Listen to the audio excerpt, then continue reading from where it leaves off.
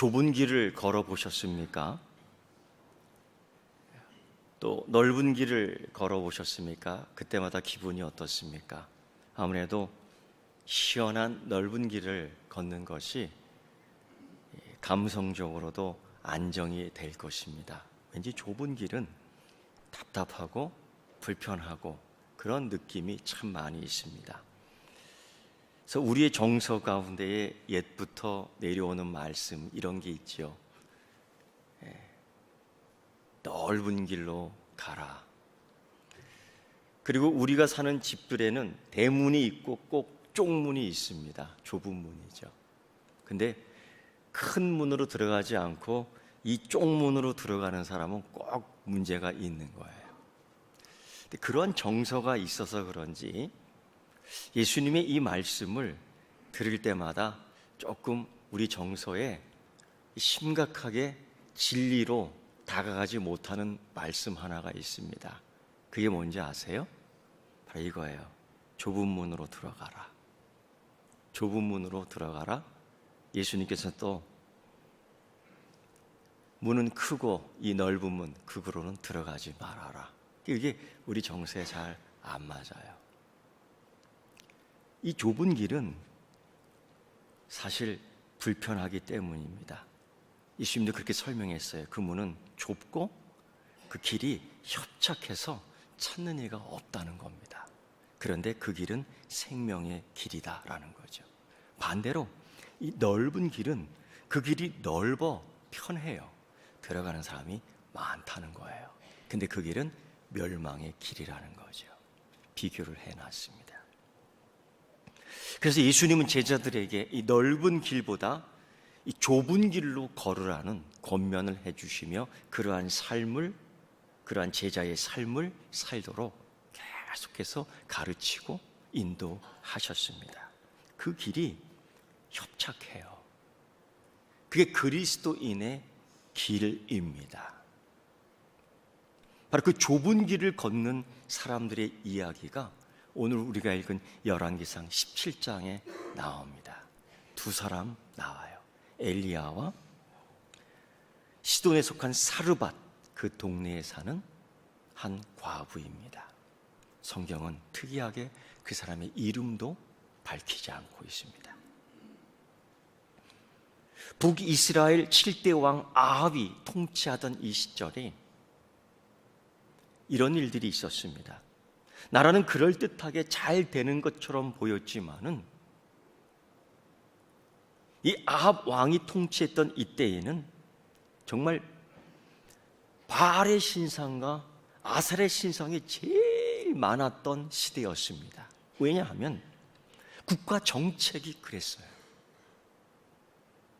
여러 나라의 신들을 수입하며 외교적 전략을 짜갔고 이방의 여인과 결혼하면서 서로 돈독한 우애를 갖게 하고요. 그러니까 유대인의 가치가 전혀 없는 거죠. 하나님을 믿는 선민의 가치, 이 철학을 전혀 갖고 있지 않는 시대였던 겁니다. 그냥 사는 거죠. 이게 좋은 걸, 이게 편한 걸, 이게 적당한 걸, 이게 넓은 길이에요. 거기다가 이 왕이었던 아합은 이 부인이었던 왕비 이세벨은 정말 포악하고 욕심이 많았습니다. 그래서 남의 것들을 다 빼앗아 먹어요. 포도밭도 다른 우물도 자기 거라고 다 빼앗아 먹습니다. 거기다가 우상 숭배는 남들보다 1등 되기 위해서 아주 하나님을 모욕했던 장본인이기도 합니다.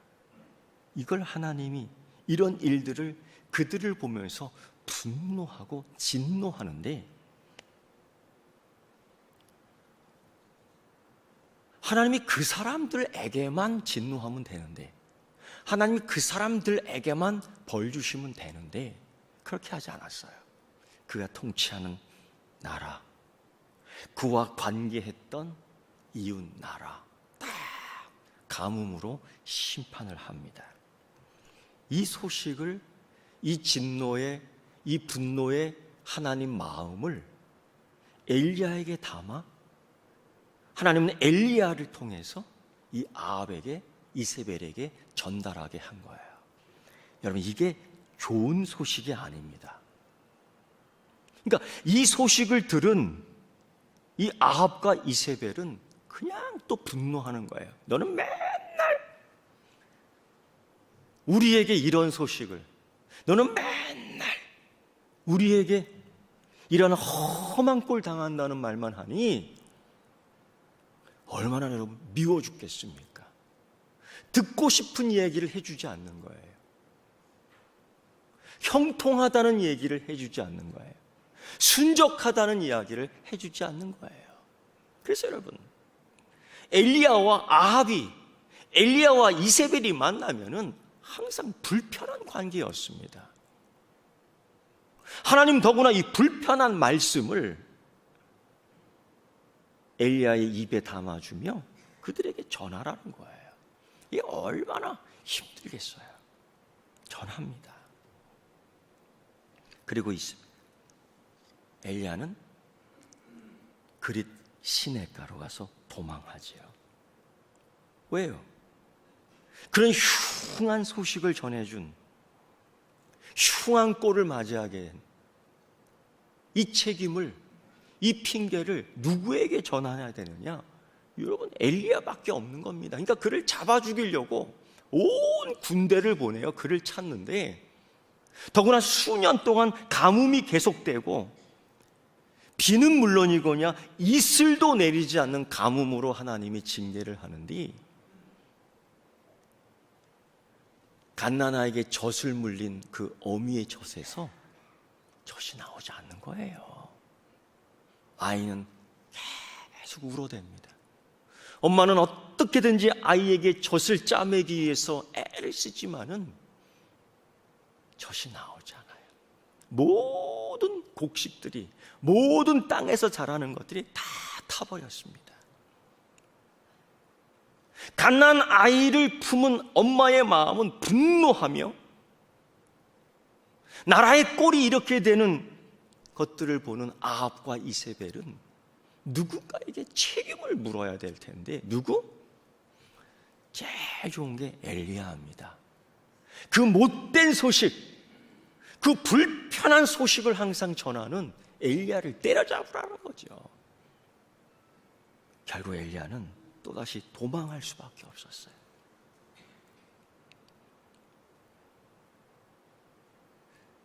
능력 받으면, 은혜 받으면, 축복 받으면, 이 사명을 감당하는 이 엘리야의 삶이 참 불편합니다. 우리가 예수 그리스도를 믿으면서 이러한 삶을 꿈꾸는가? 전혀 그렇지 않죠.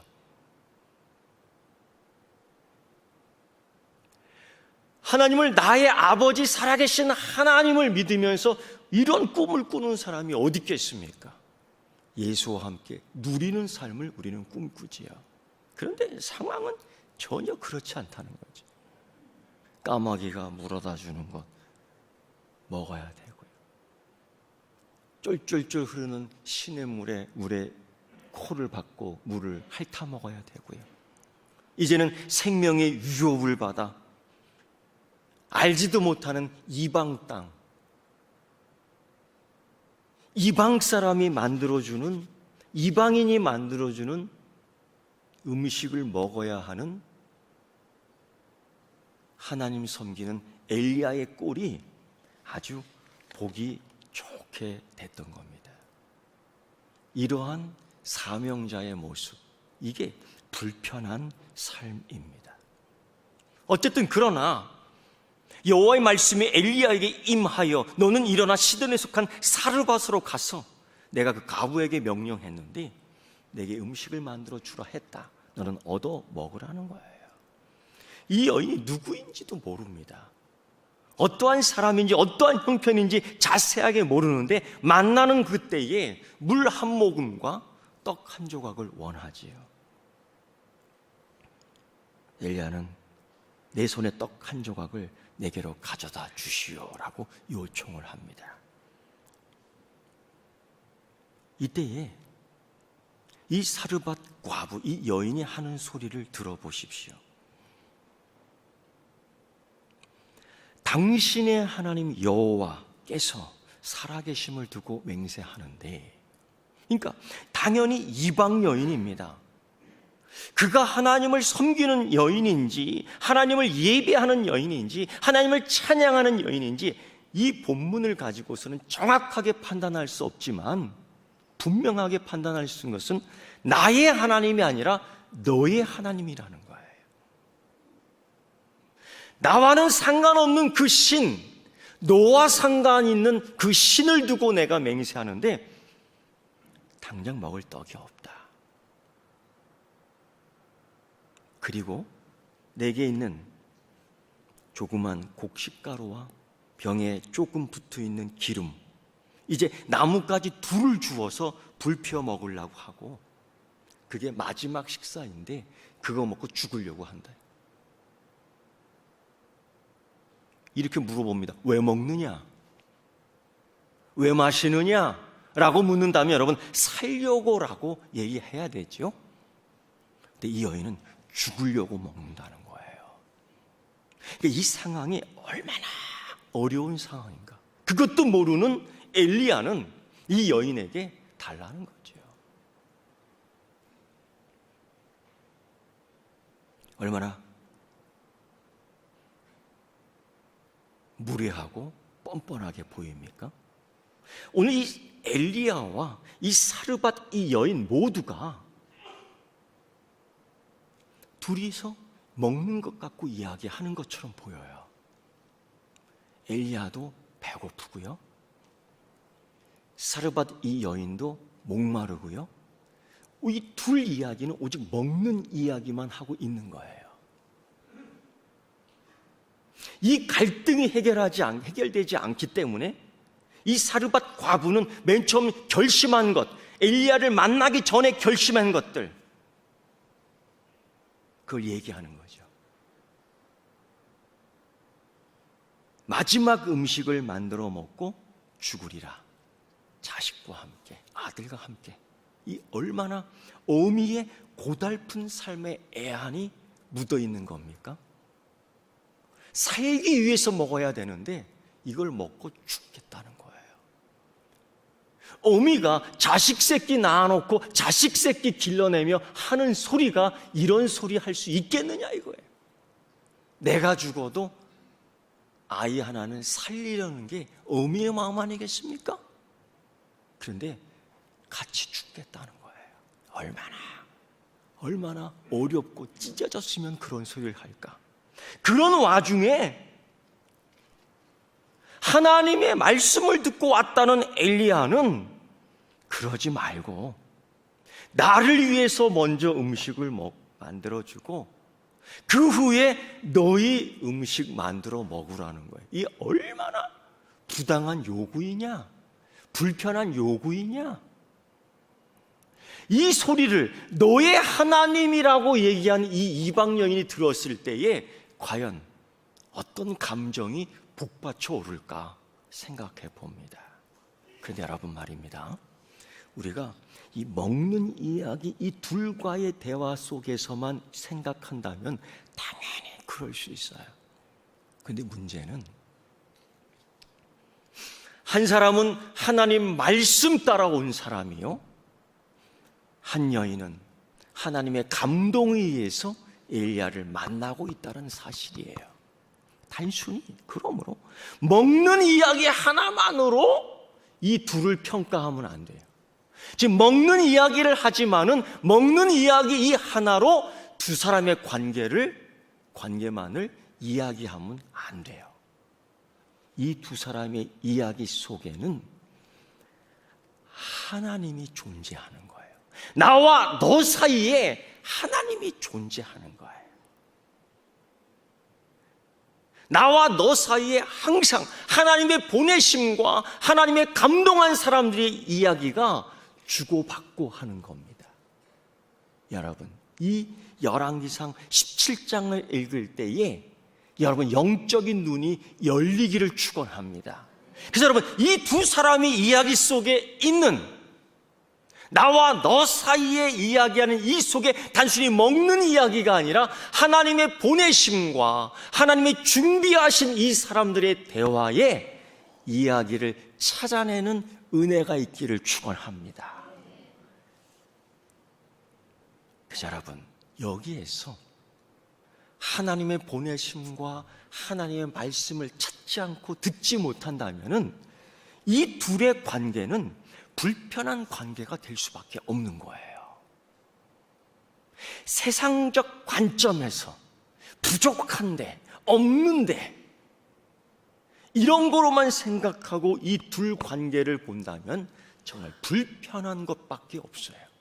불편한 요구요, 불편한 삶이요, 불편한 관계라는 거예요. 그런데 여기에 하나님이 계시다는 것을, 하나님이 말씀하셨고, 하나님이 보내셨고, 하나님이 만드셨고, 하나님이 준비하셨고, 하나님이 이제 이루실 것을 믿습니다. 이걸 볼 수 있어야 되는 거죠. 이걸 봐야 되는 겁니다. 이런 가운데에 이 마지막 남은 곡식, 마지막 남은 기름, 마지막 남은 한 그루의 웅큼, 이 병의 기름 조금 남은 것, 이걸 나뭇가지 둘 피워봤자 불의 화력도 나지 않는, 그러니까 얼마나 적은 거예요. 이걸 갖고 피워 먹고 버리겠다, 죽어버리겠다라는 한탄입니다. 마치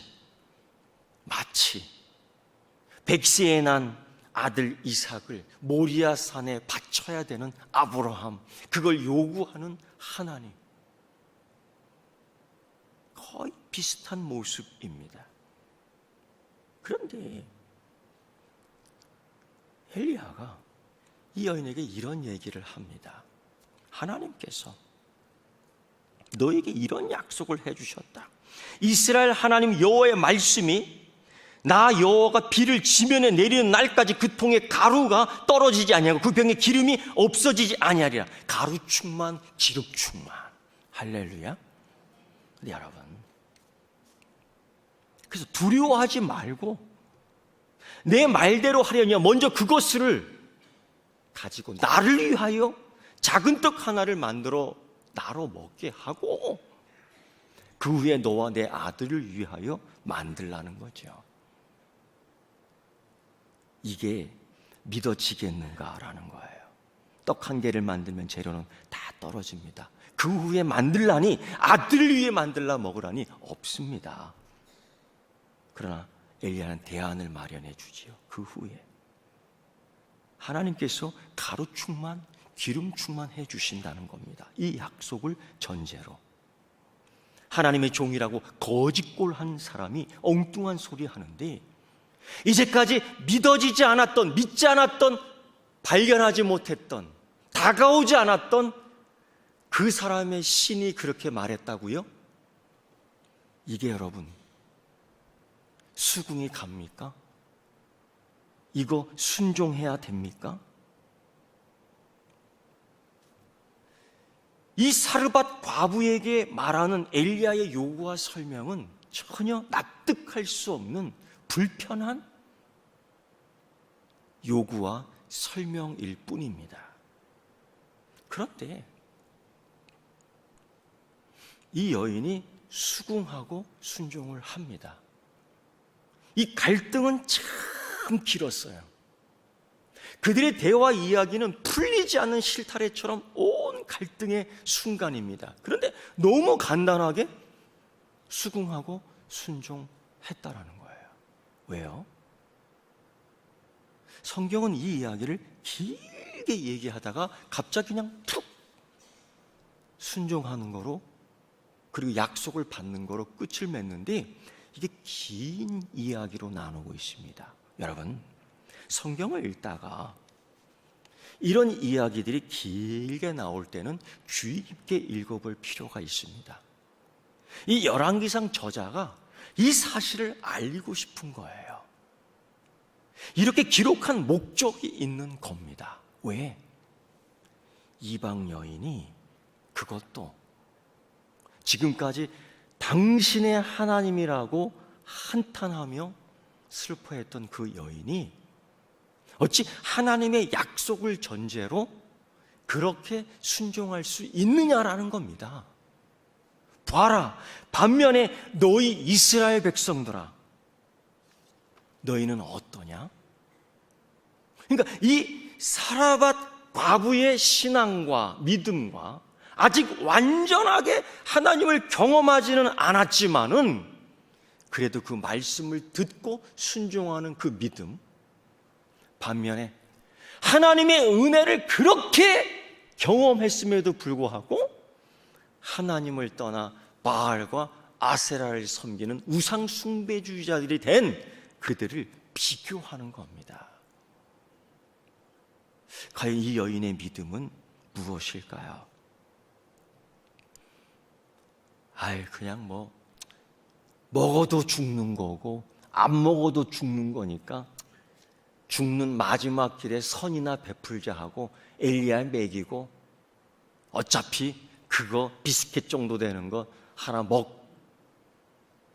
안 먹거나 차이 있겠어요? 혹시 그런 생각 갖고 떡 해주고 빵 해주고 나는 안 먹고 죽겠다 이렇게 수긍하며 순종한 걸까요? 성경은 말입니다, 그런 걸 믿음으로, 그런 걸 믿음이다라고 얘기하지 않습니다. 믿음은요, 아멘 그렇게 하겠습니다 하는 걸 믿음이라고 얘기하고 순종이라고 얘기해요. 어쩔 수 없이 그 길밖에 없으니까 하는 거, 그걸 믿음, 순종이라고 이야기하지 않습니다. 오늘 이 여인은 믿음이에요.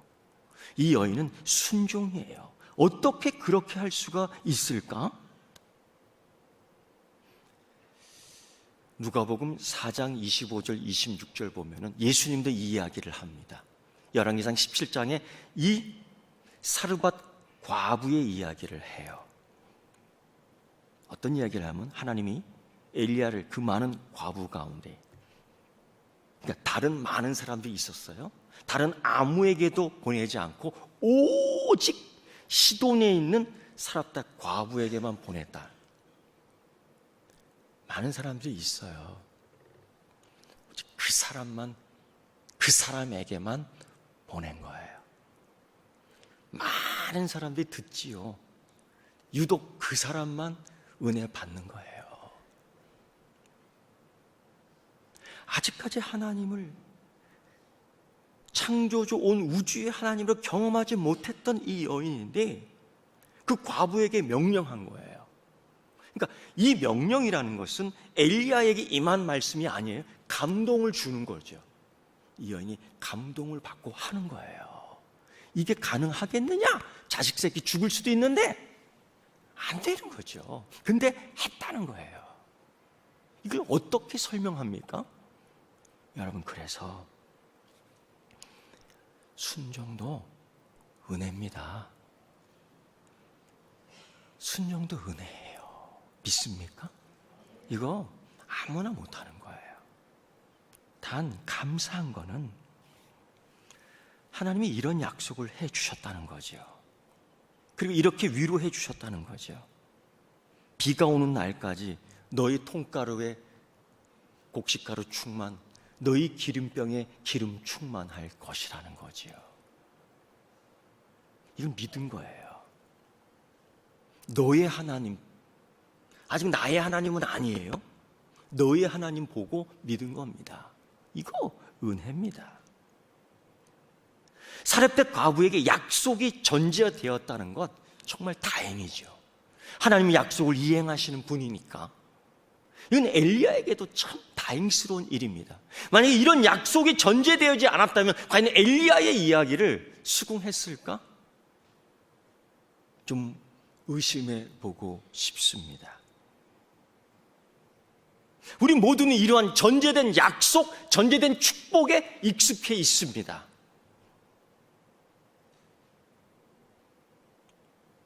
그런데 여러분, 여전히 곡식통이 비어 있을 때가 있어요. 그런데 여전히 기름통에 기름이 비어 있을 때가 있습니다. 하나님이 이렇게 축복해 주실 거야. 하나님이 이렇게 은혜 주실 거야. 근데 그렇게 축복 안 해주셔요. 근데 그렇게 은혜 안 주셔요. 그럴 때가 너무도 많은 겁니다. 이런 약속이 전제되어 있지 않아요? 비가 오는 날까지, 비가 올 때까지 이 통에 가루가 떨어지지 않고 이 병에 기름이 없어지지 아니하리라. 이런 약속이 다 있는 건 아닙니다. 오직 그 여인에게만, 예수님 말씀은 오직 그 여인에게만 보내심을 받은 거죠.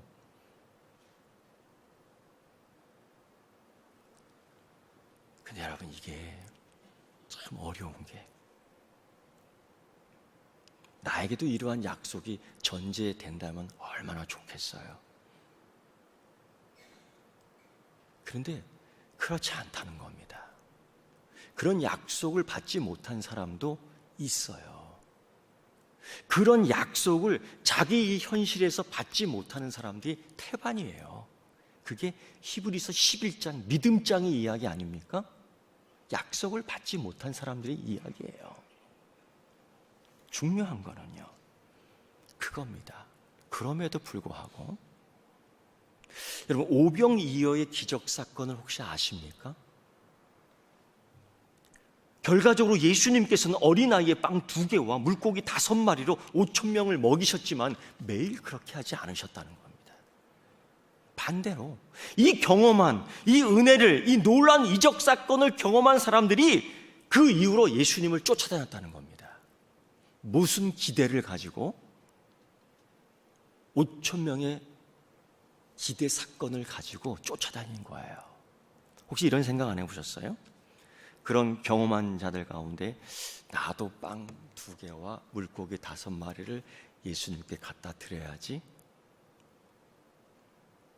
그리고 5,000명의 분을 받을 수 있으니까 예수님에게 이만큼 투자하면은 빵 2개, 물고기 5개로 5,000명을 수확할 수 있는데 남는 장사 아니겠어요?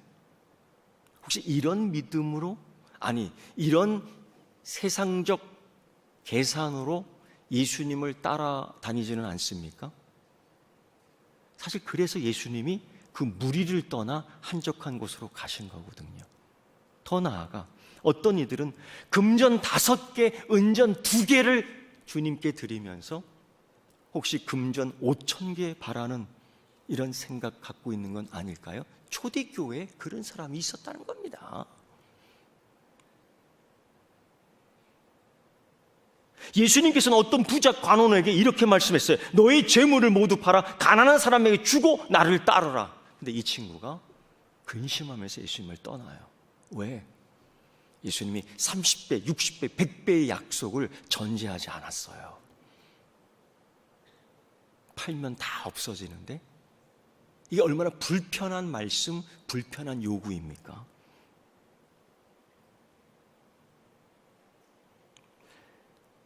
우리는 사실 이런 약속 때문에 하나님과 흥정하는 신앙으로 변질될 때가 얼마나 많은지 몰라요. 이렇게 하면 하나님 주실 거야. 그래서 그렇게 알고 있었던 바울의 제자였던 후메네와 알렉산더는 뒤로 돌아가 가버렸습니다. 적응을 못하는 거예요.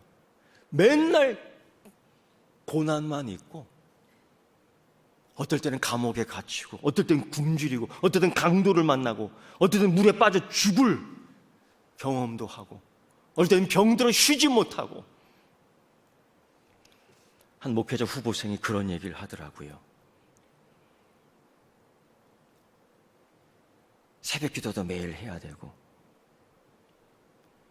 즐기고 싶은 것도 제대로 못하고, 때로는 밤 2시, 새벽 2시에도 깨야 되고 일어나야 되고, 그런 얘기를 쭉 해요. 제가 그 얘기를 듣고 있다가 이 한마디 했어요. 그게 어렵고 그게 불편하다고 너의 삶에서 그게 불편하고 그게 어려운 것들이 된다면 목회자는 하지 말아라. 흉내도 내지 말아라. 흉내도 내지 말아라.